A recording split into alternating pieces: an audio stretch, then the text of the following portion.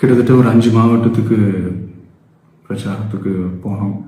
இந்த மாதிரி எதுவுமே நடக்கல. ஆனால் கரூரில் மட்டும் ஏன் எப்படி நடக்குது? எப்படி நடக்குது? மக்களுக்கு எல்லா உண்மையும் தெரியும். மக்கள் எல்லாத்தையும் பார்த்துக்கிட்டு இருக்கிறாங்க. கரூரை சேர்ந்த அந்த மக்கள் அந்த உண்மையெல்லாம் வெளியில் சொல்லும்போது எனக்கு கடவுளே நேரில் வந்து இறங்கி அந்த உண்மைகள்லாம் சொல்கிற மாதிரி எனக்கு தோணுச்சு. சீக்கிரமே எல்லா உண்மைகளும் வெளியில் வரும்.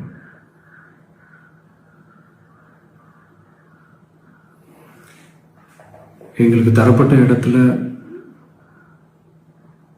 நாங்கள் போய் அந்த ஸ்பாட்டில் நின்று நாங்கள் பேசிட்டு வந்தோம். அதை தாண்டி எந்த தவறும் எங்கள் சைடில் நாங்கள் எதுவுமே செய்யலை. பட் இருந்தாலும் எங்கள் கட்சியை சேர்ந்த நிர்வாகிகள் தோழர்கள் மேலே எஃப்ஐஆர், அது மட்டும் இல்லை சோஷியல் மீடியாவை சேர்ந்த நண்பர்கள் தோழர்கள் அவங்க மேலே எஃப்ஐஆர்லாம் போட்டு இப்போ பிடிச்சிக்கிட்டு இருக்கிறாங்க.